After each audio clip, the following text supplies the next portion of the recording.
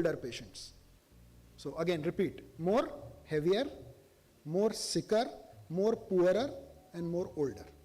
That's the profile of surgery. Rest all will be taken care of by the drugs. And Dr. Sachin has shown that when he used his wisdom of decreasing the dosage of the drugs to minimal so that the patients can tolerate side effects, his adaptability to drugs increased. It reversed, like previously it was 25% only, then it became 75%. So I think that's the part of learning we will have.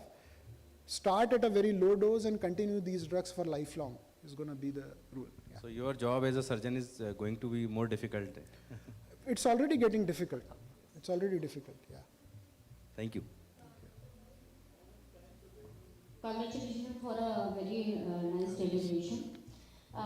Being an IVF specialist, I'm dealing with a lot of overweight patients. I would say even obese patients, somewhere 40 or something like BMI, and we need to reduce their weight very fast because age is increasing. So we have to take the IVF procedure, on the Yes. time. So in that way, Allurion, I find it a very good device. Absolutely. But the only question is once she gets pregnant, so is it she can continue with the Allurion or she has to get it removed? Very good question. In fact, I do Allurion for a lot of IVF specialists across the world, not only in India but even East Africa. You can easily continue with Allurion. So the good practice is learn the technique yourself. You can do it. You are eligible to do it. Learn the technique yourself. It's very simple to do it with a catheter, a guide wire. You can keep Allurion balloons in your clinic. Once the patient comes, do the procedure and you can continue with your IVF. Because any which ways the balloon is going to come off after 4 months in the motions. So there's no need to remove the balloon or discontinue pregnancy. One more question, how much time it take to reduce the weight? Somewhere around 10 to 15%. Yeah, you will have good 15 to 18% total weight loss at 4 months. Absolutely. And one more thing, where it is available? You can take it from me, from anywhere. It's available. It's just easy. We can send it to you. We'll train you to put it. There's no, the protocol here is that you do it yourself and you treat. We can arrange a training program for all the gynecologists here in the town and they can do it themselves. There's no need for me. This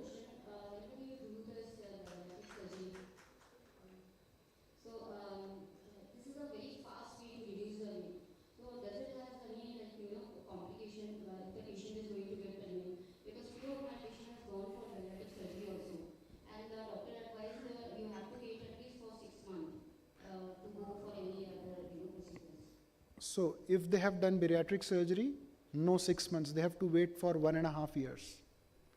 And if the patient gets pregnant after the bariatric surgery in that period, it's always advisable to terminate. If she cannot, send her to us so we can do her proper nutritional surveillance with you, because then the patient would need a lot of supplements, care in a different way.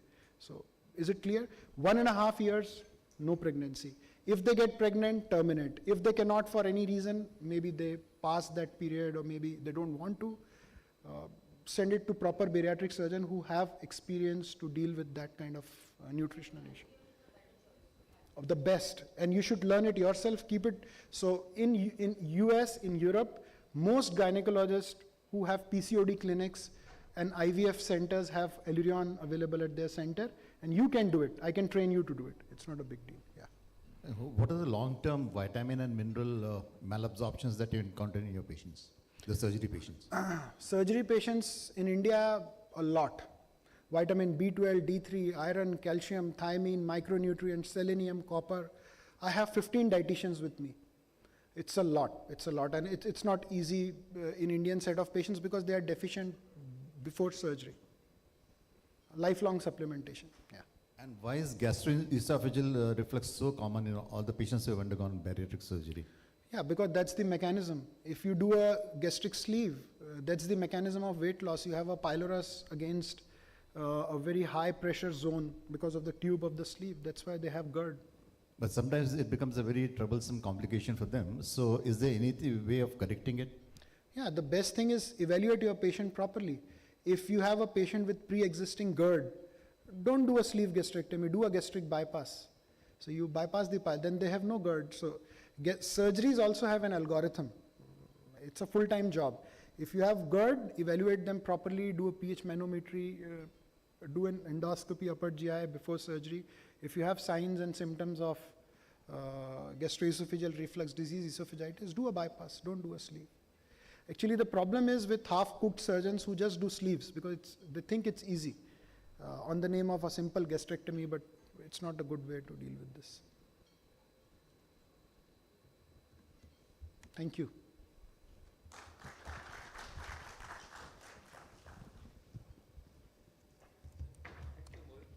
Sir का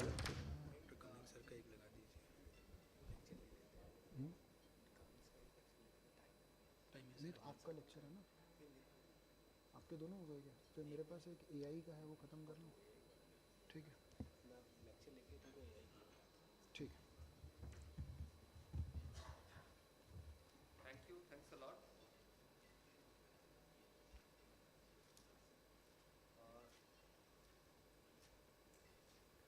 Thanks a lot, Dr. Mohit, for the enlightening lecture. So, I'll go ahead with my second lecture, and he has really set the bar high. And recently there was a publication in Lancet and one of the international journals which talks about how Indian patients are different when it comes to obesity. So I'll be talking about the Indian perspective on obesity management. It will be not taking much of the time. And later on, since Dr. Cummings is finding it difficult to join, Dr. Mohit will take us to the AI journey, which will, I think, will be very exciting. Because the last holiday, just a week, 2 weeks back, I had a very good exposure for ChatGPT, and he has got subscription for a ChatGPT also. So we were playing a lot with ChatGPT, and the way it is coming up, dear friends, we need to gear up. So the Indian perspective on obesity management, we are ones who are actually not obese to that extent. BMI, if they say 25 and above in the Western world, they say it is overweight, and above 30, it is grade 1 obesity. But when it comes to India, it is 23 and above, we are overweight. 25 and above is grade 1 obesity, and 27, when they are talking about overweight, they say as per their criteria, the Caucasian data, our data is very clear. We are grade 1 obesity. Anything above 30, 35, it is super obesity for India. So this is how we are more obese around abdomen, the visceral fat. And that is making us more ill. As compared to the Caucasians, our data, we are leaner, but we are more obese. So that is something which we know till date. So, well, malnutrition, again, it's a kind of malnutrition. We are talking about malnutrition, which is everywhere. And the reality is the double jeopardy we are facing. The two Indians, one who is undernourished, the one who is again facing malnutrition because he is overly nourished. Majority of the patients who are coming to me with overweight and diabetes, morbidly obese and difficult to treat diabetes, they are from the middle and lower middle class. They are not from the upper middle class. Adani, Ambani ki बीबी आजकल दुबली पतली हैं. Exceptions can be there. And what about the persons who are from the lower middle class? They are actually, ये triangle है, ये उल्टा हो गया. So basically पहले it was like inverted, now it is upright triangle. The lower down in the society people are more obese. Majority of the times, if I am facing a challenge, if I'm supposed to celebrate something in the middle and lower middle class, I'll be offered something to eat. The vice versa, if I am facing something like anxiety and depression, again I'll eat something. So they don't have choice.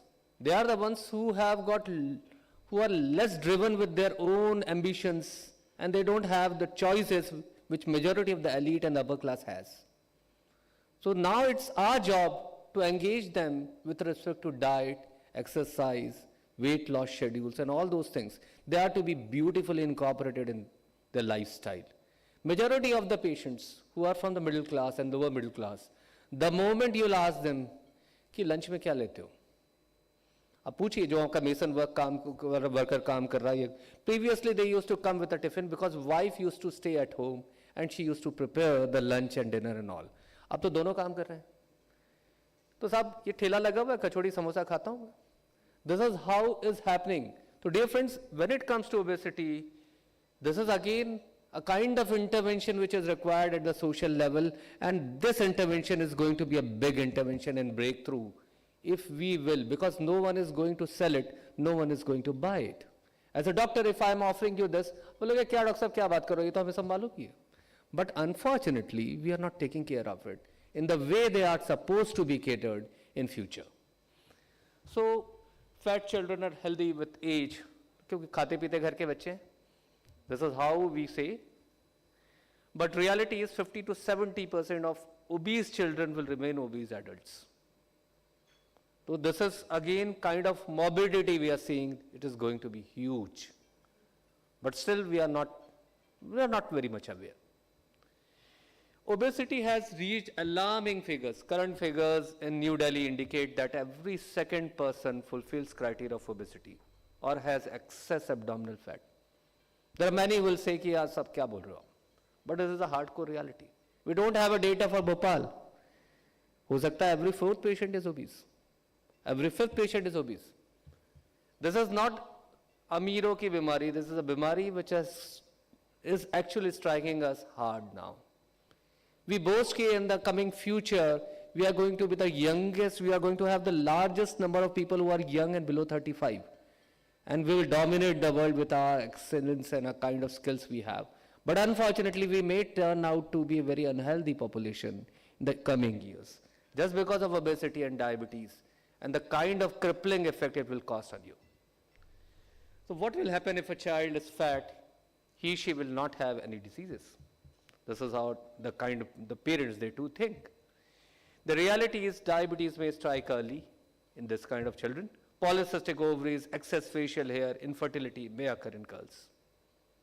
The kind of myth surrounds around PCOD is they carry as a diagnosis. I'm very much against offering PCOD as a diagnosis to a patient. It is a syndrome. So specifically you should say कि आपका cholesterol बिगड़ा हुआ है, आपका wait ज़्यादा है, आपको hyper एंड्रोजेनीमिया है, या आपको ये इनफर्टिलिटी का प्रॉब्लम है. That is a more wisdom kind of thing which we should offer to our patient rather than saying कि you have PCOS. Majority of the times the patient they come to us, we start counseling, and doctor साहब मुझे तो ये मोटापा इसलिए कि मुझे PCOD है. I am not at fault. It is the PCOD which is at fault. So that is again a problem, a permutation and combination kind of thing which we are offering, because somehow we are also half-hearted when it comes to acquiring knowledge for PCOD. So today's India, the girth of nation, definitely we are 35 million diabetic patients in India and many more to come in future. So the obesity and health risk, definitely they are developing diabetes, they have got respiratory problem. Sleep apnea is such a common thing in clinical practice. We were less sensitive initially. There was a minister who used to come to me from Datia. तो doctor साहब मैं train में बैठता हूँ तो बोले train में second AC में तो बोले कोई सो ही नहीं पाता जब मैं सोता हूँ तो this was a problem. So this is something a huge kind of thing which is happening actually every now and then you must come across. तो अभी I am planning to go to Kumbh, तो my elder brother was also. मैंने कहा यार तुमने last time बहुत खर्राटे लिए थे. मैंने कहा 2 अलग अलग हट्स होनी चाहिए, otherwise it is very difficult. तो अब इनके साथ सोना is very big problem. So apart from this, they are the ones who are threatened for gallbladder disease, cancer, infertility, renal disease, stroke, optical disorders, osteoarthritis, heart disease, depression, and hypertension. So all kind of illnesses, it's begetting from obesity. So India is getting fatter. This is true, कुछ दिनों में map ऐसा ही दिखेगा आपका. So the prevalence of obesity, this is Indian data, and specifically abdominal obesity in different Indian states. The down south, when you go to Tamil Nadu, you go to Kerala, you go to Andhra Pradesh, the kind of food they have, the kind of social acceptance for the kind of food they have. मैं वेलोर गया तो there was a kind of board, जो कि भोपाल में ऐसा नहीं देखने मिलता. Beef pakoda and all, people are relishing it. ठीक है, there is no harm in eating beef pakoda. but social acceptance is hugely high. Majorly ऐसे ही तले बुने आइटम्स के ही आपको दिखेंगे. Majority of the times कोई भी नई दुकान खुले तो blindly आप बता सकते हो कौन सी दुकान होगी वो? कोई भी अगर शॉप खुलती है एकदम बहुत चमकती हुई, अभी हमारे E3 में भी 2-3 शॉप्स खुल रही हैं, या तो वो ईटरी आइटम्स की शॉप होगी, अभी एक हुमूस की शॉप खुली है हमारे पड़ोस में, या फिर वो शॉप होगी, या फिर वो बिल्डिंग होगी तो हॉस्पिटल होगा. There are two things and इसको देखिए डाउन साउथ में अभी केरल गया तो अगेन मुझे लगा अरे बड़ा कलरफुल दिख रहा है, देखा तो ईटरी थी. सेकेंड टाइम बहुत बड़ा दिख रहा है, हाई फाई सेटअप दिख रहा है, पता चला हॉस्पिटल है. तो this is what is happening now. आप अपने यहाँ ऑब्जर्व करें तो होशंगाबाद रोड में देखिए आप, eatery and hospitals and nothing else. This is how the society is actually reflecting and it is showing us we are not getting it. We are at the verge of an epidemic. So the percentage of overweight Indians, see with respect to children, men and women, again it is more prevalent in the other gender. So the morbidity when it comes to this, females are scoring high. So obesity and abdominal obesity in Indian population, findings from a national representative study of around a huge number of data is there. The prevalence of obesity and abdominal obesity, and see this as per the age. It is around 42%, 18 to 24, 25 to, it is 54. It is increasing, 35 to 54, it is again 59, 63, 54. मैंने हमेशा आपको बताया कि 2001 में when we got the new edition of Harrison's Principles of Medicine, I think 11th या 12th edition था. First time उसने लिखा कि 10 साल से कम उम्र के बच्चों में 2% केसेस में अमेरिका में डायबिटीज देखा गया, type 2 diabetes. We used to laugh at it. See last 20 years में क्या चेंजेस आए. Now I am seeing it every day. I get patient, मुझे लगता है ये टाइफन होगा, मुझे लगता है ये मोनोजेनिक डायबिटीज होगा, पर कुछ नहीं मिलता. Turns out to be a case of type 2 diabetes and obesity. So the scenario has changed in last 20 years and we are still not very aware of it. And we find several in the movies. 90s में movies कैसी होती थी, रोटी कपड़ा और मकान, mother India, 2 बीघा जमीन. This used to be, क्योंकि उस समय का सिनेरियो ये था कि 2 रोटी कमाना ही बहुत बड़ी बात थी. Now what is happening nowadays? We are making movies on obesity. दम लगा के हिस्सा and double XL. So this is the perspective of society. Film industry ने तो बहुत जल्दी acquire कर लिया है. Now as a doctor, so majority of the times, I'm becoming more of a baba rather than a doctor in clinical practice, because we come across like this only. The moment I start talking about any obese of the patient, obesity with respect to this, either she is not aware of it or she has got some kind of upheaval with respect to her psyche and she starts crying. This is happening. Majorly अब फिर मुझे उनको सिखाना पड़ता है अपेक्षा उपेक्षा का खेल, expectations and all those things, quotations from Gita and all those things.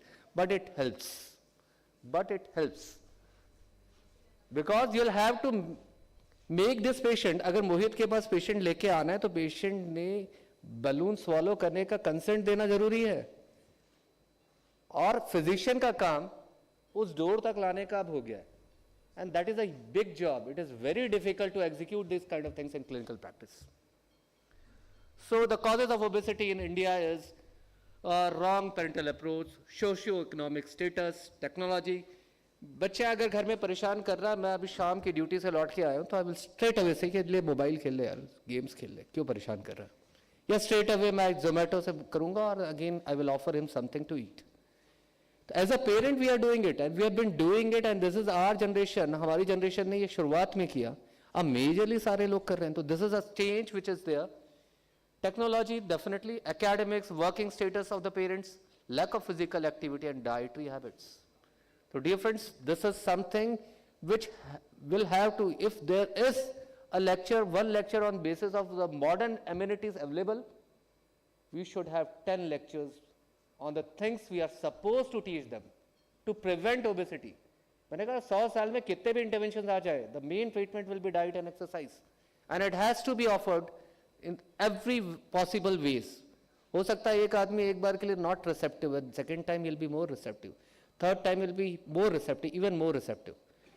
Just few days back I got a patient from US. We had a chat of 15-20 minutes. Then all of a sudden she said, doctor साहब आपने तो history ली नहीं, This is how we come across. These are the challenges. तो ये नए बच्चों के challenges अलग type के challenges हैं. They are learning from ChatGPT, they are learning from AI, they are the ones who are more aware, and they want. तो मुझे बोलना पड़ा कि भाई we are at poetic levels. We don't discuss things like कि अब मैं family history ले रहा हूँ, अब मैं आपकी drug history ले रहा हूँ, आपकी मैं treatment history ले रहा हूँ. This is how we do. But they don't come across such kind of doctors in their part of India, their part of world. So this is an advantage. We are in advantage when it comes to human resources and the kind of specialists we have. It is the orientation which needs to be changed.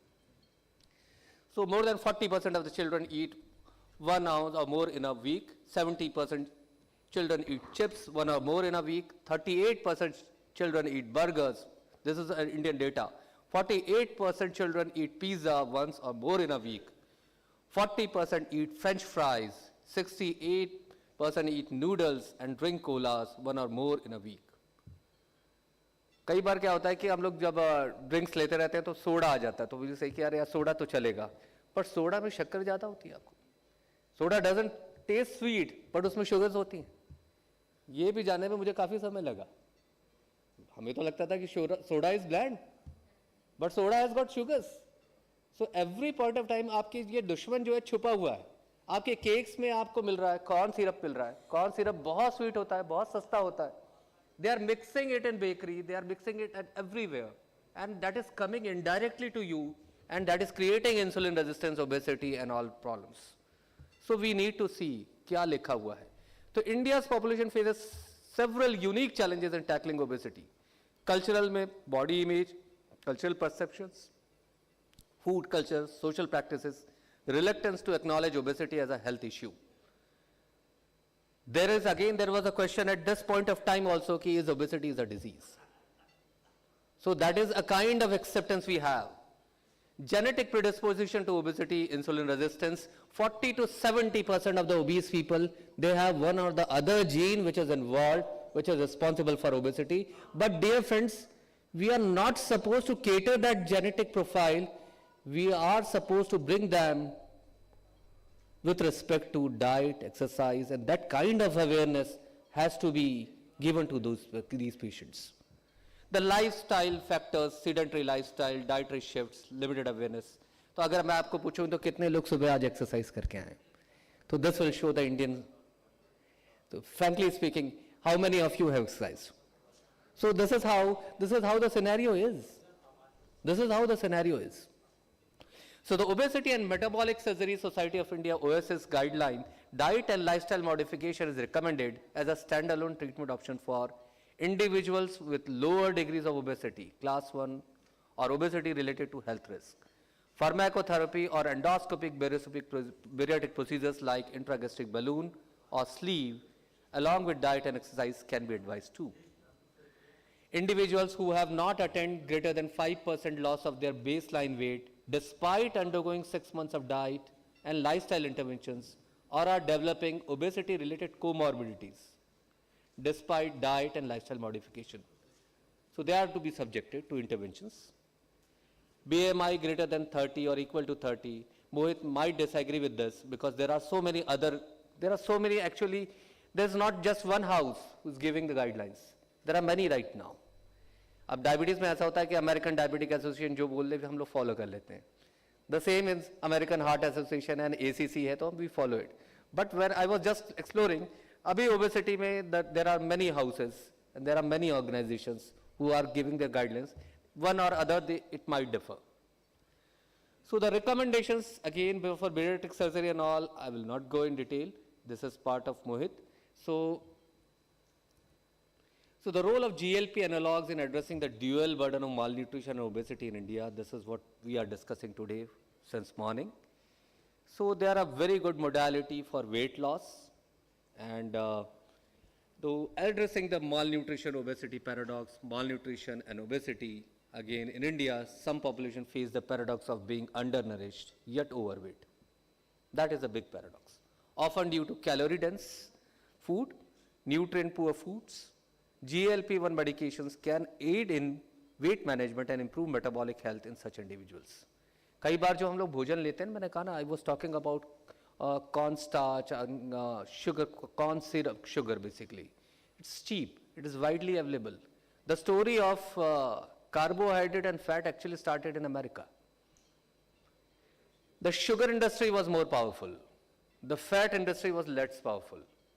They were reluctant that the fat industry might take over.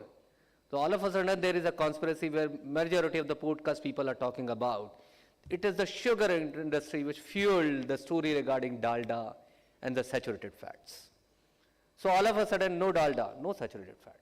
We always used to say, "Arey bhaiya, ye to tala bhuna nahi khayenge." But the sugar is even dangerous than this tala bhuna. There is an entity called C15 steroid fats. We are talking about it. It is required in brain. It is required in heart.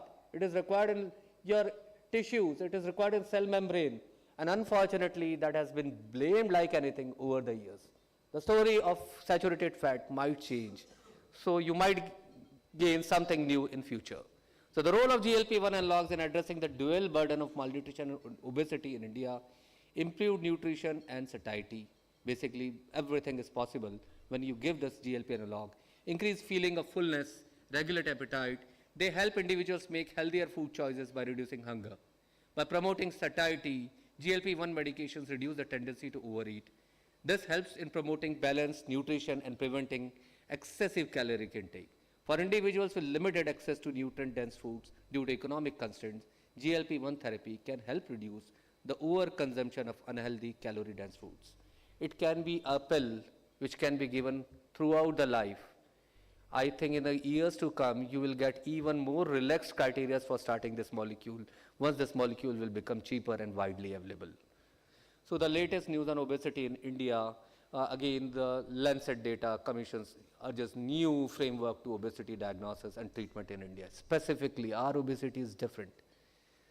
BMI alone not reliable measure of obesity, says Lancet report, seeks complete overhaul of diagnosis. Obesity norms for India updated after 15 years. New Lancet guidelines. What is that?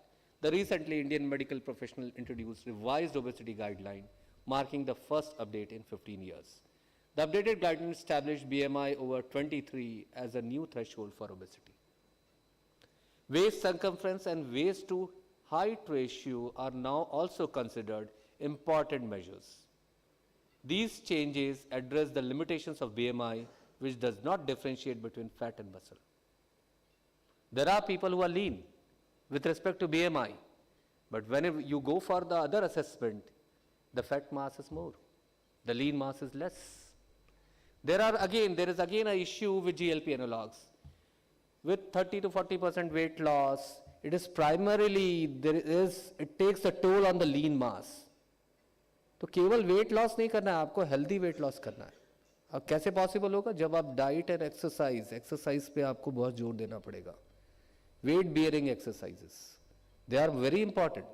Otherwise क्या होगा कि आप 40 kilo मैंने वजन कम कर लिया, bariatric surgery करा ली, मोहित के पास जाके सब हो गया.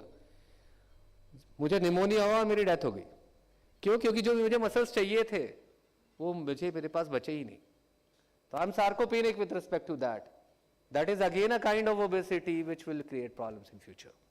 So diet and exercise will not go. The stage 1 obesity, increased adiposity, BMI greater than 23 without health issues. Stage 2 obesity this is a new criteria, advanced obesity with both high BMI and abdominal fat leading to health complications. So diagnostic algorithm for obesity diagnosis among Asian Indians living in India. Obesity, again, BMI greater than or equal to 23. Stage 1 obesity is BMI greater than 23, mandatory, and waist optional is waist circumference, waist height ratio, and body fat. No symptoms suggestive of limitations of day-to-day activities due to obesity, plus no obesity-related comorbid disease, stage 1. Stage 2 is, apart from this, obesity-associated limitations in day-to-day activities, one or more. Shortness of breath. साहब मैं सीढ़ी चढ़ता हूँ, सांस भूल जाती है. This is very commonly addressed complication. Palpitations, musculoskeletal symptoms like pain of the joints of lower limbs, and obesity-associated comorbid diseases, one or more. Type 2 diabetes, cardiovascular disease, hypertension, obstructive sleep apnea, non-alcoholic fatty liver disease. Even in doctors also, out of 10 doctors, 6 or 7 will have this fatty liver complication. This is so common. And dyslipidemia, osteoarthritis, list is quite long. It is not one or two things. So, and dear friends, majority of my patients who come to me for diabetes, they have a majority of these symptoms. They have sleep apnea because I am not sensitive, I am not asking for sleep apnea. They have this shortness of breath, they have this problem of dyslipidemia. ठीक है यार, triglyceride थोड़े बढ़े हुए रहते हैं, LDL cholesterol थोड़ा सा बढ़ा हुआ रहता है, it's okay. But now this is the time when you should give, even doctors they come to me, doctor साहब आपने एंटीलिपिडेमिक हाइपोलिपिडेमिक ड्रग चालू किया, अब तो नॉर्मल हो गया, मैं बंद करना चाहता हूँ. This is the kind of awareness even among doctors for statins. So Mohit knows better than me in his personal experience. If he wants, he can share. He is a person who has really shown how as low as LDL should be. So this is how the thing is. His LDL is 4. My LDL is falling around somewhere around less than 50. So now there are people who are bringing down the LDL levels to even bottom low levels. And there is an acceptability, there is a data for it. But as a doctor, we are not aware of it. To summarize, we are obese, we are lean but we are obese. We have dyslipidemia and we are reluctant in taking hypolipidemic drugs. We are hypertensive but we are not recording our BPs very frequently. We have got a kind of multiple stressful of life, a life full of stress because of expectations. They have gone skyrocketingly high. And we have made Chandlers in our memory with respect to the kind of perception we have. We all want to be there, but we don't want to actually spend our money in the form of diet and exercise and a healthy lifestyle. That is again a problem.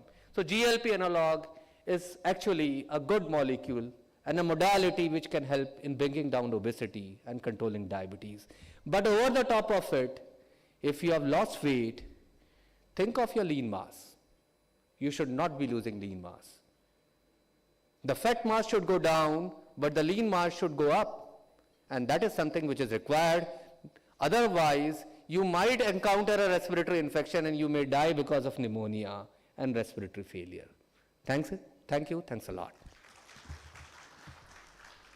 So, I invite Dr. Mohit Bhandari. So, he'll be talking about artificial intelligence. And I'll request him, please introduce the crowd for the ChatGPT experience which you have. So that is something majority of us don't have it. And later on we'll take questions. Dr. Mohit Bhandari.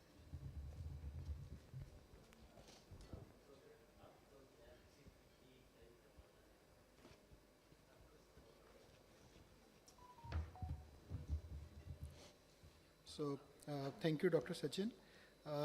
Couple of slides about how artificial intelligence is going to rule the world of obesity and its treatment. I know it has been a long time you have been listening to both of us. I'm not going to torture all of you much. But we all know that... the upper limit of torture is around 2. You have got enough time. So, you know, obesity has its global impact, and we are not going to be falling into the definitions of obesity, which is complicated, but you see, how is the overall overview of artificial intelligence in healthcare? So, you know, what are people thinking about? First of all, they want to define artificial intelligence, machine learning, deep learning, etc. So, I will simplify this for you. It's not very complicated. If you have a particular procedure done in a particular way and you document it at least 15 to 20 times, the machine will learn it in the same way. And then the machine will also learn, like for example, you get up in the morning and the first thing you do is drink a hot cup of water or a glass of water and go to brush your teeth. If you do the same thing every day, the machine which is observing you is going to observe that pattern, and then it will also derive conclusions out of the same pattern which you follow, which is known as the deep learning. And now this is being applied to various medical fields, into the healthcare system, the healthcare audit, and also to healthcare diagnostics, and now further into the intervention. Now, what are the key areas for artificial intelligence and obesity? The first area will be for the diagnosis. So very soon we will see that AI will be used for early detection of obesity. So for example, there is an individual who has a strong family history where in his 3 generations everybody was obese, diabetic, hypertensive, coronary artery disease. There will be a questionnaire which will be filled, and the AI will diagnose that this child being born to these parents will have that much chance of being obese. Similarly, there would be predictive analytics for identifying at-risk individuals. The AI tools for assessing body composition and fat distribution already exist. If you go and check it on a body composition analysis machine, there are AI tools which can tell you, after putting your body composition analysis, the risk of coronary artery disease. Again, the AI will be used in obesity diagnostics, and the accuracy and reliability of AI in different obesity diagnostic tools. So what are the algorithm plans? So AI algorithms for tailoring the diet and exercise program. Now this is very, very important. We feed the body composition analysis. The diet and exercise for an individual with a body mass index of 35 with a different muscle mass and fat mass will be different with the same body mass index having the different muscle mass and the fat mass. So these AI algorithms exist. If you want, I can share multiple apps with you. Initially, they will not ask for payments, but if you want to do it regularly, they might ask for payments to check for the diet.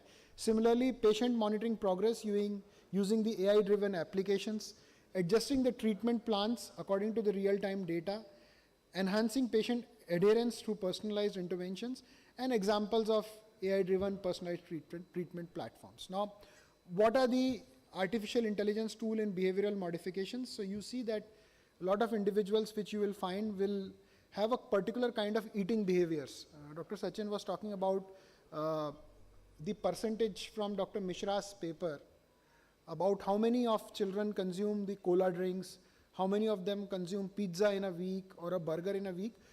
These different eating behaviors are being seen by artificial intelligence.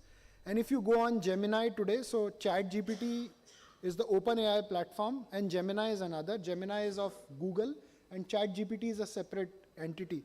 If you go on the OpenAI ChatGPT and ask about the AI algorithms of understanding of eating behaviors of children in India, there will be a lot of fascinating things which you're going to see. What Dr. Sachin just explained, you're going to have a breakup of which state has more children eating pizza, which state has more children eating healthy food. So this is all machine learning is going on. It is also going deep into cognitive behavioral therapy. So this is something which we never heard about. Now there are chatbots and virtual assistants for patient supports. We have been using chatbots since 2021. We gave away with that practice because sometimes this can be a legal hassle in India. The chatbots in India are permitted just for the non-medical users, not for medical users. So you cannot have chatbots which can be in your OPD and diagnostic areas. It's not permitted in India as per the NMC. But to keep patient motivation and engagement, you can definitely use artificial intelligence. All of us are doing it. Now we have a social media post which can be scheduled, which can be made, which can be put on your social media like Instagram, Twitter, and you don't even need to do anything. The AI will do it for you. So, you know, this is very, very important which we are doing. Remote monitoring and telemedicine. So I use a AI-powered wearable device with the Allurion balloon. The patient gets a weighing machine and a health tracker which they take home after the balloon. And these AI-powered device will have weight of the patient coming every day to us on the app, the amount of calories he burned, the amount of steps he had walked, the kind of exercise and lifestyle pattern he is doing, and we are doing remote monitoring of these patients. So the best example is having a Garmin scale and a Garmin watch. I am wearing a Garmin watch. I think Dr. Sachin also must be wearing. We have a Garmin scale also. We give it to all our patients, everybody. We have a contract with Garmin and Allurion. So every patient who walk from our clinic, either he is a bariatric patient or a balloon or a drug, we give him a weighing scale and a health tracker. And it's dirt cheap. You can go to Garmin and Garmin can make it available to you in 3,000 rupees. If you invest this in your own practice, to all the obese and diabetic patients you treat by giving them a health tracker and a weighing machine, and you have your own app of your clinical practice, or take it from Garmin. Believe me, it will give you tons of data and you can remotely monitor your patient. Now it has a medico-legal value. Suppose a patient whom you put on Rybelsus comes back to you that, doc, I have taken this medication, return my money back because I have not lost a single kilo. You can go and watch how much sleep that patient had over 2 months, how much did the patient walk, what kind of basal metabolic rate is showing on the scale, what is the amount of calories burned, what are the number of steps the patient has taken, and it can be a valuable legal document to show that there is no lifestyle modification being done. So these drugs are not effective without lifestyle modification. So I think remote sensing of obese patient is going to become the future of obesity medicine, and everybody should invest on a health tracker and a weighing scale in your clinic. You can give it to your patient, and if you do a bulk deal, Garmin will give you even in very less cost. Similarly, predictive analytics by artificial intelligence. So now somebody was asking me, which patient will be treated with surgery, which will be treated with drug, which will be treated with a swallow balloon. There are AI-based algorithm. There is something called as Coach Iris. Coach Iris is available. It's a platform. You can go on Google, go on Coach Iris, and Coach Iris will give you, if you put all your details with your body composition analysis, which you can do in any gym, it will give you, you should do a surgery, you should take a drug, you should go for what treatment, everything will come on the AI. So AI is now giving predictive analysis not only for what treatment for obesity one should be taking, but also what will be effective over a longer period of time. It will enhance the clinical decision. We are talking about GLP-1. Most of the drugs now being developed are using artificial intelligence to develop. The newer drugs, the GLP drugs which are in pipeline, they are all AI facilitated.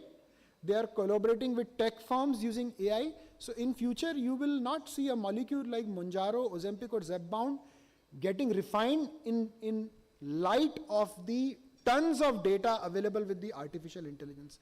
The only problem is Elon Musk is fighting with Google. So you have Gemini, OpenAI and Tesla's artificial intelligence. All three are competing with each other for the data, but the data is available with them, and it is not data of millions, it is trillions and trillions of obese patients, and they can actually tell you. There is a lot of ethical consideration in artificial intelligence. Now, sitting here, I have a mechanism. I can know how many obese patients are moving in Bhopal, what they are eating, what they are consuming, and which house has an obese patient. There is an ethical consideration to AI because all of your information is now available in public in open domain, because you use apps like Zomato, Swiggy, or several other apps on your mobile where you do online shopping related to either fitness or if not fitness, related to luxury.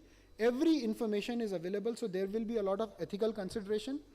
But weight management programs will continue to use AI, not only for effectiveness of the program, but also they will learn from the future. I would conclude by saying that these are the reference which you should read, and click a photograph of this, because there is a Lancet Digital Health program of training physicians for obesity management on artificial intelligence. I got this. I can share a link with all of you. It's free of cost. Again, the Journal of Obesity has a program of impact on AI on weight loss programs. You can do this, another one. Then there is a program of predictive analysis for obesity in Nature Sciences. Then ethics in AI and future directions of artificial. These are all programs, and they have got a detailed dossier with reading material, and you can go online. So first, if you go on these journals, they'll give you a big reading material. Once you have read that, there will be a couple of MCQs. Once you solve that, you can register for the program. Fantastic programs. The last one, Future Directions of Artificial Intelligence in Medicine. I have done it myself. It's mind-boggling how this data can be effective in treating obese patients. So thank you very much, Dr. Sachin, for inviting me and helping me share all this. Thank you. Thank you. Thanks a lot for it. The house is open for questions. We have got enough time. So we have got fraternity, and we have got people from all fraternities over here. So why not, let's use this time for a good rational discussion. Gupta sir, do you have any kind of experience when it comes to artificial intelligence, obesity, diet, and especially with reference to your kidney patients also, Because nowadays we are facing every patient has got underlying kidney problem. Artificial intelligence has percolated into our practice. In fact, there are lots of AI apps or AI-based apps maybe which you can use for diagnosis and for the treatment also. I used one Glass AI करके एक medical app आता है.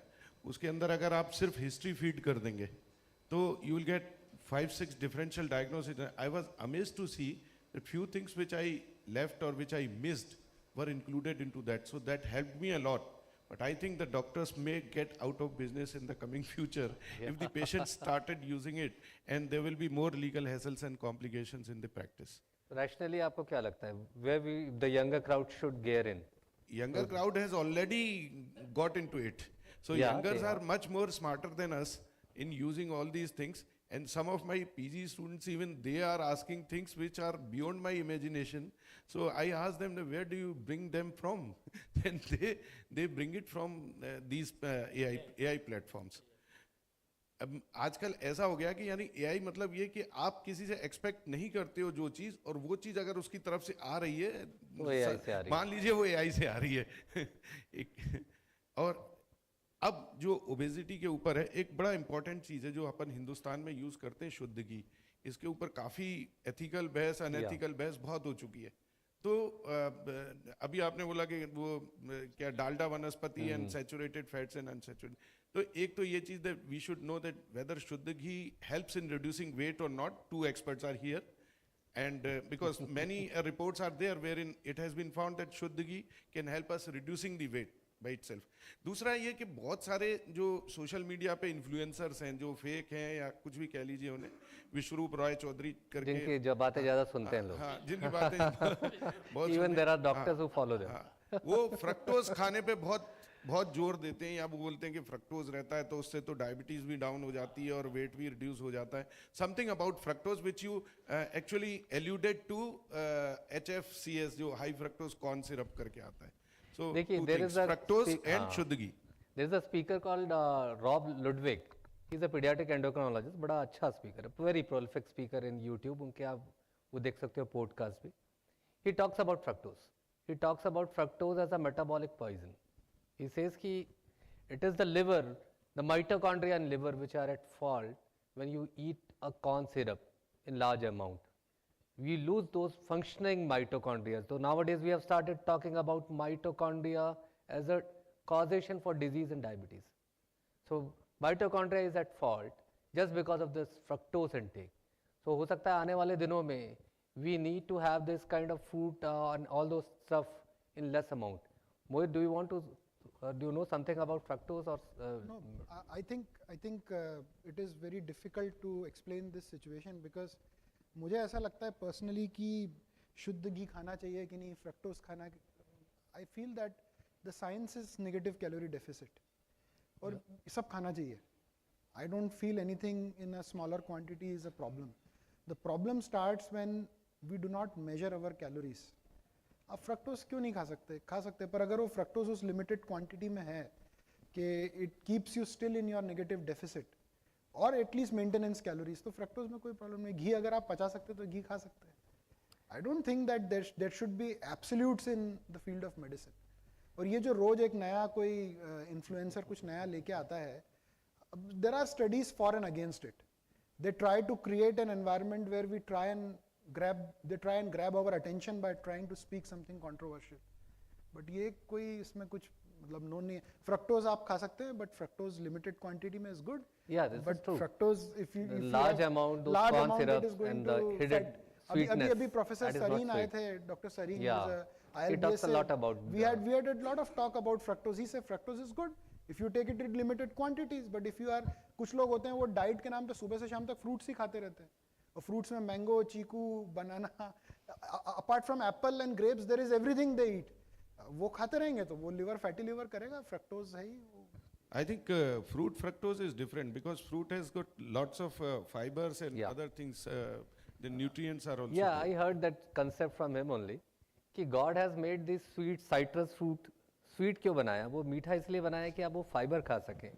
And that fiber is divine. But हम क्या करते हैं? हम रस निकाल के पीने लगते हैं. So that is not divine. That fiber is divine क्योंकि जब intestines में जो आपके metabolize करता है तो जो good bacterias हैं वो basically they need this fiber and we are making them actually hungry about this fiber and it is not available. So the kind of the fight which is going on in gut, so gut microbiome के लिए it is bad. It is bad to have those juices. Sometimes you can have, but majorly you should eat that fruit. साबुत fruit खाना इसलिए ज़रूरी है. Ashok Gupta sir, आपको इतनी बड़ी जर्नी है आपकी वेट लॉस की और ये, तो आप कुछ अपना शेयर करना चाहेंगे कि पोस्ट बेरिएट्रिक क्या हमें ध्यान रखना चाहिए एज अ फिजिशियन, क्योंकि now you are living with bariatric surgery and as a leading physician, तो what is your experience? See, what I see bariatric surgery as, see, people say that you modify your lifestyle, eat less, do exercise. I tried that for 5 years, but nothing worked. Sincere exercise, sincere diet and everything. Then one of my batchmates, he lives in US. He said one of my fellow colleagues, he was weighing about 220 pounds, 220 kgs. He underwent bariatric surgery and he is now 110 kgs. So he encouraged me ke Ashok, you get it, because I was diabetic, I was hypertensive, I was hypothyroid, and I was about to be switched to insulin. So he convinced me that you come to US, I'll get it done. I said no, it is being done in India. So I got it done by Dr. Lakkadwala. He is practicing in, he used to come to BMHRC. So he encouraged me to get it done, and gradually in a course of about 1 year I lost about 35 kgs, and I eat everything but in a limited quantity, and I have never consulted a dietitian or anything. I was coming to this only. So I have never consulted a dietitian. Yes, I have restricted my sugars, so now I take only 1 gram metformin per day and 40 milligrams of telmisartan per day and 100 micrograms of L-troxine. All my other medicines are gone, and I feel very good. But yes, I exercise every day. I walk about 5-6 kilometers every day, and my working hours are very, very limited.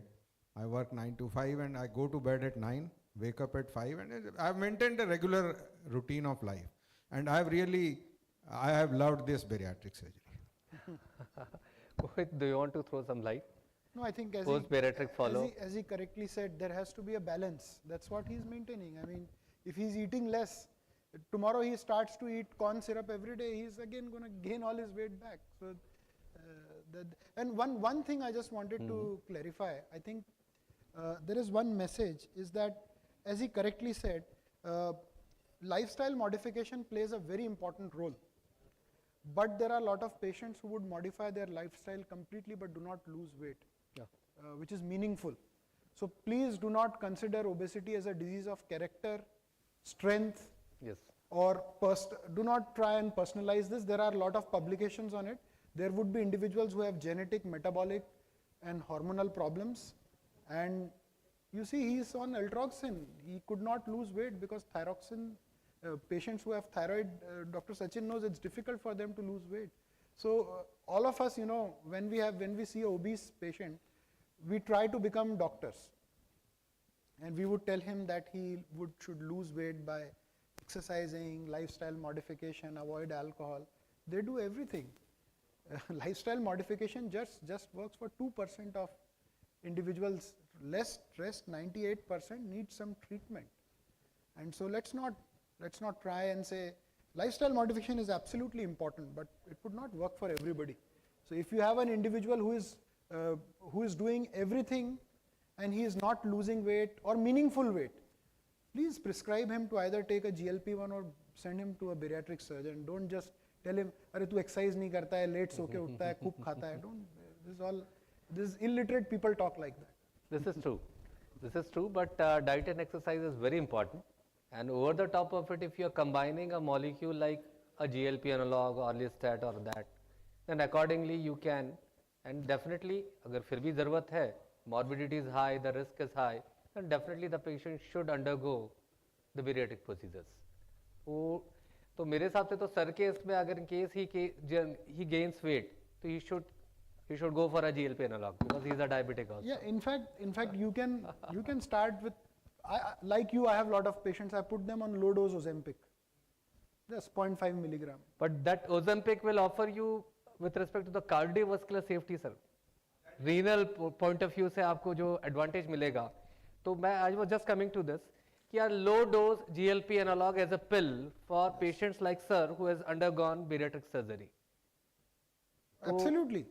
In fact, In the years to come, what I'm perceiving, हो सकता है कि हम जो obese non-diabetics या ऐसे patients को भी हम लोग aspirin की तरह GLP analog दें. semaglutide is going to become the new statin. It will be This the is statin. true. It is a new statin. It is a new aspirin and statin. Everybody will start. All of us should start. In low dose, there is no problem in starting. At 0.25 milligram, if you take, and I think there will be monthly dose now. We are seeing monthly Ozempic. Yes. You put one and it will control our appetite. It will. Because our diabetic patients are facing this. अगर आप albumin creatinine ratio करें, तो we are not very sensitive right now. Out of my, in a day, I am seeing around 100 plus patients. Out of them, 60-70 patients, they have ACR either more than 30 or more than 300. Just because of economic constraints, या doctor साहब हम तो BP की दवा खा ही रहे हैं, तो I am left with only few options कि मैं उनकी शुगर अच्छा करूं, कोलेस्ट्रॉल अच्छा करूं. There are people who are actually affording, तो वहाँ पे मैं Finrinon ऐड करता हूँ and the response is good. What is your experience regarding Finrinon, sir?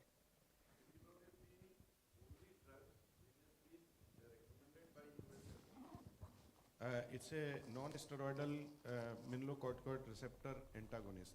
In fact, rest of the earlier compounds were steroidal. So this is a bulky molecule, and it has shown very good effect in checking or slowing down the diabetic nephropathy process. And this is indicated only for proteinuric diabetic kidney disease. So, but how long it has to be given, there is no certainty. You may have to take it lifelong also. So there are few riders when you use Finrinon, but again, Finrinon is the compound which has become the fourth pillar of treatment of diabetic nephropathy. And in the coming times, the Finrinon is going to come as a cardiologist molecule also, because it will help in heart failure patients. Now, my question from you is that SGLT2 inhibitors also lead to a weight loss. So there is any comparison between GLP-1 analog and SGLT2, and whether SGLT2Is have been permitted as a weight loss agent or not? So when it comes to pervasion, that is still pending. But when it comes to weight loss, there are people who lose around 2 to 4 kgs. But there is a small segment of patient who, there is a phenomenal weight loss. There was again our ex-chief secretary who was on this. कि बोले सचिन मुझे तो लोग बोलने लगे मैं ghost जैसा दिखने लगा हूँ. He was more conscious about his look. So there are people who, but again SGLT2 again can be a drug like aspirin in future. But what we are not talking about right now is, we are not talking about SGLT2 and sarcopenia. We are not talking about the lean muscle mass which we are losing. Fat mass, I'm okay with it. Whether what amount you are losing it, it is all welcome. So But what about lean mass? No, but I think why are we criticizing semaglutide or any other molecule? In bariatric surgery, we have this. This is very, see, physicians have not seen more than 8 to 10% of weight loss till date. You have, at most, you have seen 5%. Like you said, Invocana, you gave to chief secretary, lost 10 kilos, exceptional example. And that, so he was feeling so sad that he is looking like a skeleton. But if you have more than 10 to 15% of total weight loss, it is going to come at the cost of muscle. Yes. We have seen that in bariatric surgery. That's why we give 2 gram per kg body weight of protein to everybody, until unless he has some renal issues. And we prescribe resistance training 3 times in a week, strength training 2 times in a week. So why we are criticizing a drug for sarcopenia?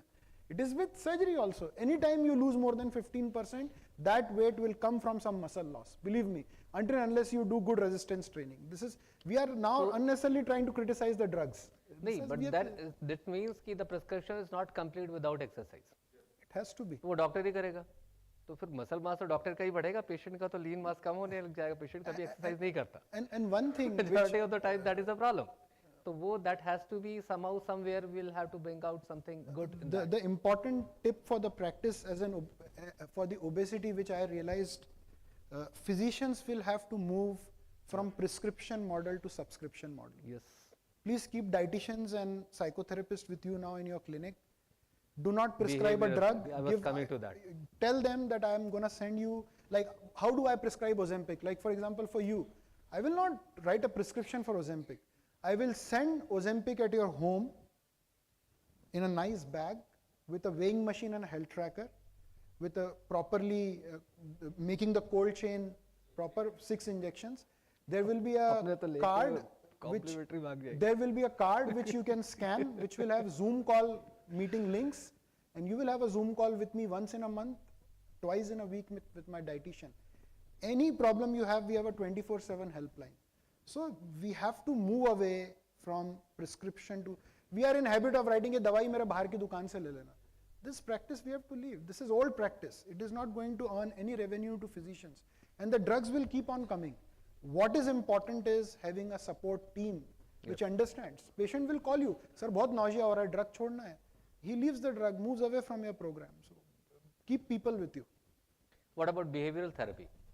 Same. It's a new thing, Cognitive but therapy. we are not aware of it. Psychotherapy. हमारे clinic पे we are dietitians also, we are psychotherapists also, we are behavioral therapists also, but half learnt, half cooked. No, is the for that thing I'll what suggest we you have something. right now. Every year in the University of Oxford, we have a obesity summit. You can send your dietitians, your psychotherapists to that summit. They will train. It's a weekly program. They'll train them. There are separate programs. And let's get the team trained. In fact, we can invite them to Bhopal, call all the dietitians, call all the psychotherapists who are interested in dealing with obese patients, because they have a lot of problems. Obese patients have a lot of different psychological illness, depression, several other issues we know how they deal with. So we can train the staff, and then let's form a multidisciplinary team with every physician, which comprises of 2 or 3 dietitians, 1 or 2 good nutritionists, psychotherapists, pulmonologists, gastroenterologists, surgeon, and an endocrinologist. So this team has to, even if they are not full-timers, and they can do a review, obesity review every month, and then discuss each and every patient. So we have to move away from just prescribing drugs and thinking, oh, मैंने आज 100 injection लिख दिया इस महीने, इससे कुछ नहीं होने वाला है. You need to own the responsibility now. This practice has to go away. Sorry if I am hurting anybody's sentiments, but I know this is very common in India. Drug, we just write the drug. This Ozempic is not going to work that way. It will be a very different science. That's what I feel. And training is our responsibility. Even as far as I am concerned, I am ready to train the staff. You can send at my center. We do comprehensive programs for training dietitians, psychotherapists, pulmonologists, everybody, and we'll train them on everything. It's a weekly program you can send to us. So anyone would like to share his experience? Ma'am, would you like to share something? So when it comes to PCOD also, this is what I am seeing. Majority of my patients who are being referred to me for PCOD, they are actually simple obesity kind of patients. It's a syndromic diagnosis. First and the foremost is, we as a clinician should pinpoint that you have got hyperandrogenism, you have got dyslipidemia, you have got hypertension, you have got obesity as a primary illness which needs to be addressed. That will give a more balanced approach when it comes to PCOD. And these are again the medicines which will be again in future we will be treating PCOD even with this kind of medicines only. Yeah, uric acid में तो sir, it's again a metabolic marker to me. It's a metabolic marker. हाँ, majority of the physicians they write it. देखिए uric acid के इसमें मैं definitely sir ने ये question उठाया तो मेरे मन में यह था कि यूरिक एसिड को मुझे कब ट्रीट करना चाहिए. तो मेजरली मेरे साथ यूरिक एसिड जब मैं ट्रीट करता हूँ whenever you have gout. First episode of gout doesn't demand कि आपको उसको फेबुक्सासाइड दे दोगे या ज़ाइलोरिक दे दोगे. सेकंड और third episode of gout. Secondly if you have got renal stones, और जिनको आप बहुत कम लोग ऐसा देख पाते हैं जहाँ ये प्रूव हो गया कि यूरिक एसिड स्टोन्स हैं. Thirdly, if you have got a uric acid levels in thousands, तो रीनल शटडाउन प्रिवेंट करने के लिए आप यूरिक एसिड के लिए आप ड्रग दोगे. फिर आई एक्सप्लोर्ड इट कि भाई 8 से ऊपर हो रहा है, कुछ लोग बोलते हैं कि we should start febuxostat or Xyloric. So there was a consensus in update, up to date, that says कि around the moment it crosses 14, then you should think of giving the molecule like febuxostat or Xyloric. Xyloric is better, febuxostat से कुछ cardiovascular complications और rhythm related problems आए हैं. तो basically uric acid में आप क्या करते हो sir? In my practice, high uric acid is a very common problem. See, even when the patient is not obese, because kidney is the main organ which regulates the uric acid levels in the body. So if there is any kind of a renal insufficiency, your uric acid levels are bound to be higher. So you don't need to treat it. The American Society of Nephrology says that you should treat either with the complications which you just mentioned, or you should treat when the uric acid levels are more than 10, especially in a pre-dialysis stage. So just to reduce the progression of chronic renal failure, you can treat this uric acid. But again, there are two schools of thoughts. One school wants to treat, one school doesn't want to treat. Xyloric is fraught with complications. Some people, they don't tolerate Xyloric, and lots of hypersensitivity reactions associated with Xyloric. True. Xyloric is a potent medicine. And febuxostat I don't find as good as Xyloric, although there may be some cardiovascular complications with febuxostat. But we would not like to touch uric acid unless the level is more than 10 or when the patient is suffering from gout. There is a difference between gout and a high uric acid. The high uric acid does not always mean gout. Yes. There are a good number of patients, n number of patients who have gout, but they have normal uric acid levels. This is because if you look at the intra-articular levels, or if you aspirate the intra-articular fluid, there you will find uric acid rather than in the serum or blood. So that is gout. So gout, I will like to separate from hyperuricemia. Hyperuricemia is a big heading, it's Bhopal. Gout is Shahjahanabad. Yeah. So what are the permutations and combinations you see in gout? Gout, in fact, अब usually क्या ankle में pain हुआ, people say uric acid करा लो, 2 point बढ़ा हुआ है, gout का treatment चालू हो जाता है. And the patient is also happy, doctor साहब ये गोली खाने से मेरा दर्द ठीक हो गया. कई बार क्या होता है, gout का कैसा होता है, जैसे कि uric acid levels were, there was a higher platform of uric acid, like 7, 7.5 या 7 से 8 के बीच में कहीं uric acid चल रहा था. You start taking a diuretic, which is bring it down. thiazide kind या of वो a बढ़ा देगा diuretic. थोड़ा. साथ में telmisartan भी मिल गया आपको, तो सोने पे सुहागा. That means the uric acid levels are either bound to go up or you will suffer a gout episode. Then you'll have to take and check the medications, whether the medications need a change here or not. So first of all, rather than starting febuxostat for that, you'll have to withdraw some medicine which will, आप telmisartan की जगह losartan start कर दीजिए, which will reduce uric acid levels. So there are few, this is a clinical decision. There cannot be a tailor-made solution for everything. You have to go into details of a patient individually and find out what is the reason. Anything else someone will like to contribute? This is a good opportunity because that's very, sir, please.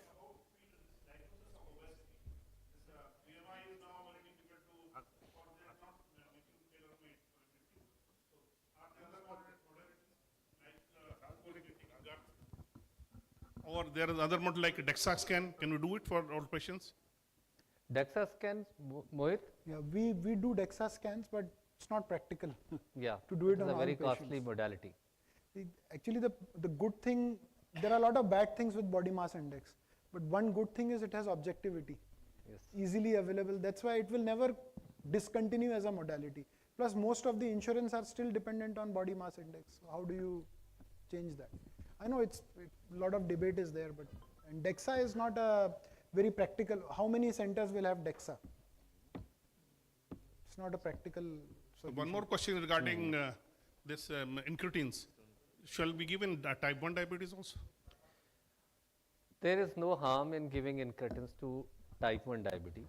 Those who are not controlled or any case? It will offer with respect to the alpha action. The alpha action is at fault. It is not just only beta cells. These incretins, they do act on the alpha cells also. So that will give a leverage with respect to fighting hypoglycemia, hyperglycemia because of the glucagon effect. This will also go. but it is still under pipeline. In the years to come, you may come across an approval for GLP-1 analog for type 1 diabetes also.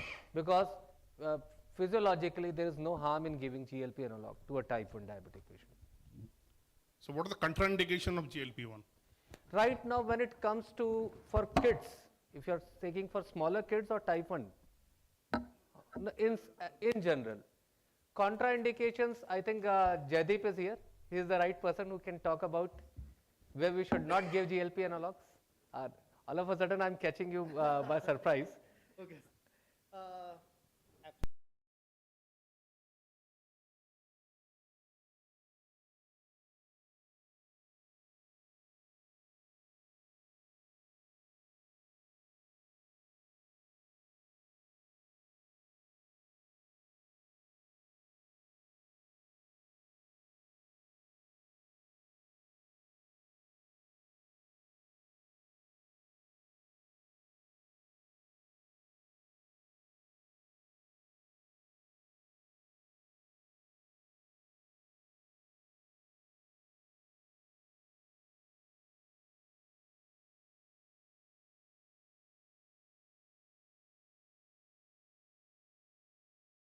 Can increase retinopathy. Sir, I would like to ask a few things personally in your practice.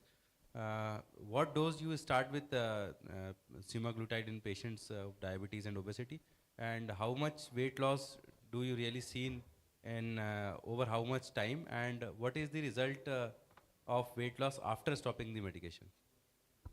Yes, see, we start semaglutide 3 milligrams orally. Majority of the times I also add one antacid also, and I ask them to have this ginger water. They should keep on sipping ginger water. That helps in fighting with the kind of tolerability. Intolerance usually goes. And I wait for 10 days. Then if they're perfectly okay, then I ask them to make it 7 milligram. Then after 21st day, if they're tolerating it well, I go for 14 milligram. Suppose they're not tolerating 14 milligram. So I ask them to come back to 7 milligram. And later on I start, this is something anecdotal. Then I go for 7 and 14.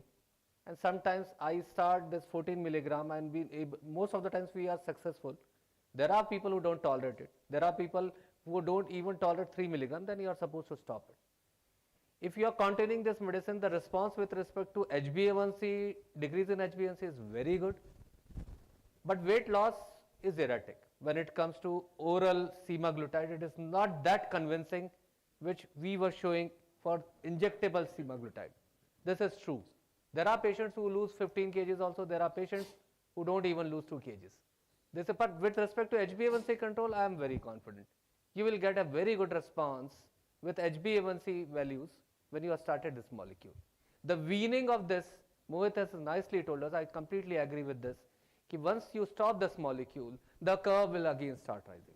This is something which is true with GLP analogs. So you need to continue it for a longer period of time. Yes, though it is not indicated. So off the record, there are people who are happy. Because there is no harm in continuing this molecule for non-diabetes, but in India, it is approved for obesity and diabetes. So there are majority of these obese people, they have HbA1c around 6, 6.2, 6.2, 6.3. So they fall in the pre-diabetic range. So somehow we'll have to create an indication like this. Thank you. Sir, in case of injectable, this weekly or monthly now. So now, how to titrate this weekly injection? Patients are already on oral drugs. They are not controllable. They are not controllable. Their hemoglobin is very high. Suppose more than 9. Of course, we go on starting this. Now, in this case, of course, they are not on insulin. Now or either on insulin also. Now we want to start GLP-1 weekly or monthly. This is coming up. So how to titrate the dose, or the maximum dose been given like oral for 14 finish. Now after that, it's not responding. The hemoglobin is coming down. So have we to increase the dose, or we have to? So when it comes to 14 milligram and HbA1c control, I hardly come across. Jaideep, have you seen any patient where the response is not there for glucose control? It is good. But HbA1c control is not a problem. But with weight loss, The injectables, I think Mohit has more experience than me when I it think- comes to injectable I think now semaglutide because I have not used it. once we have the I think if the problem which you said will happen with patients who are either having tea or coffee immediately after taking the drug has got a very erratic oral absorption. Those are the cases where you do not have a good glycemic control. Rest all you will have. There are two ways to solve this problem. The first way could be that you, once it is launched in India, you shift them to a straight away 2.4 milligram of injectable semaglutide. So 14 milligram of oral semaglutide daily is equal to 2.4 milligram of injectable semaglutide subcutaneously. Shift them to injectable, see it for a week, usually the control will come back. If they do not respond still, probably Mounjaro is the better option, because then you might require another, apart from GLP, you require a GIP. But most patients in India with Rybelsus have bad absorption. They have some issue. They tell lies, they take tea. You have to take just 80 ml of water, wait for at least an hour. They say 30 minutes, I tell them for an hour. Yeah. Take it 5:30 in the morning. Don't take any other drug along with that. So who follows that? They all do whatever they want to do. And So what about thyroxine when we give the same thing? no, you cannot take thyroxine with together? it. See, the data says ki, that is the beauty about this SNSE, which has made this semaglutide oral, that binding agent called SNSE. This is the first drug in the history of medicine which is actually being allowed before levothyroxine. So we are supposed to take levothyroxine, semaglutide first, Rybelsus, wait for 1 hour, then take your thyroxine medicine, again wait for half an hour, then you can go with the rest of the medication. Exactly. So this Because is the problem. it has been found the effect of levothyroxine goes up when you are on a oral drug called Rybelsus. So in case of suppose fasting, those doing this monthly fasting, Yeah, in those cases how to? levothyroxine. No, about the semaglutide oral. Rybelsus, I think that is the right time is इफ्तार का time. So they eat immediately. नहीं, आप देखिए आपके यहाँ कुछ लोग पानी से भी रोजा खोल लेते हैं. 99% not कुछ लोग water. खजूर से रोजा खोल सकते हैं. एक आप पीस खजूर का कुछ खा लें, सिंबॉलिक रोजा खुल जाता है. फिर आप Rybelsus का टैबलेट लें. मैं व्यवहारिक उत्तर दे रहा हूँ sir. Wait for half an hour, 45 minutes, then you can go for your iftar. What about 12 o'clock in the night? If those are That is possible. That is possible. पर क्या होता है कि I will not suggest because majority of the people who have done iftar, they keep on eating throughout the night. वो जो parties वगैरह होती रहती हैं सर, वो चलता रहता है. Most of the time I generally they see. stop at 10 o'clock around what? But So 10, 12. then you'll have to wait for at least 2 to 3 hours. We need 8 hours of fasting for levothyroxine, even 8 hours of fasting for this tablet called Rybelsus also. So the ideal time will be during roza. जब आप रोज़ा खोलें तो आप एक date से रोज़ा खोल लीजिए, हमें कोई आपत्ति नहीं है, with minimum amount of date. अगर रिलीजियस पॉइंट ऑफ व्यू से देखें तो no one is preventing you to do that and you can have the tablet. Just don't take that date in huge amount. अगर एक आध bite लेते हैं तो आपका काम हो जाता है. तो ये व्यवहारिक उत्तर मैं अपने पेशेंट्स में करता हूँ. And this is for levothyroxine also I am doing it, क्योंकि शहरी वाले इसमें मेरा बहुत अच्छा रिजल्ट नहीं आता. इसका पेपर मेरा जल्दी आने वाला है. तो very soon we are recording this कि शहरी के टाइम पे हम लिवोथायरॉक्सिन दें और ये इफ्तार के टाइम पे दें, तो दोनों में क्या अंतर है. तो this is we are recording and very soon will come up with this. Rabeprazole किसमें सर? GLP एनालॉग के साथ. GLP मैं 1 वीक तक देता हूँ. This is my anecdotal experience. It has not been written in any of the papers or like that, but it helps. Yes. It can be given. You can give Ganeton, Itopride you can give. But if you give so much, then what is the purpose of giving? Just to let them tolerate the drug. But जिसे tolerate नहीं हो रहा उसे नहीं होता tolerate. It does not work there also.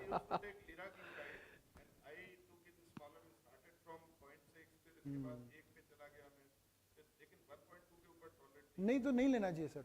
वो the principle is if you are not able to tolerate, go a dose below till the time it becomes completely tolerable, then increase. So that's what the wisdom of increasing and decreasing dose will come with experience only. Unfortunate part है हमारा patient इतना हमारे touch में ही नहीं रहता है.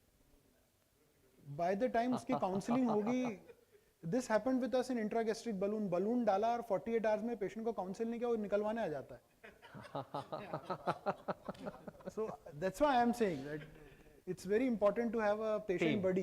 There has can to explain be a, him नहीं बहुत important है sir. tender loving Even care. diabetic patients maybe if we have a staff which keeps on talking to this patient, the compliance is better.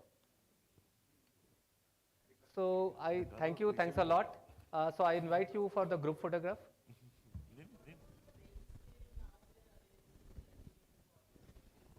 It's not accurate. Take it with a pinch of salt. Yeah.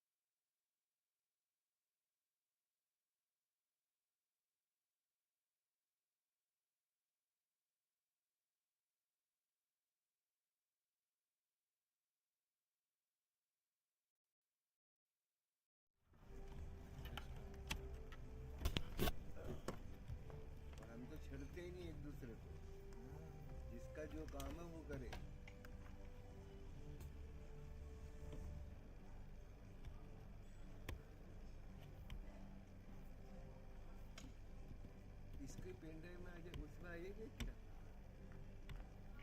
कितनी GB में आएगा? देखते कितने में आ रहा है download.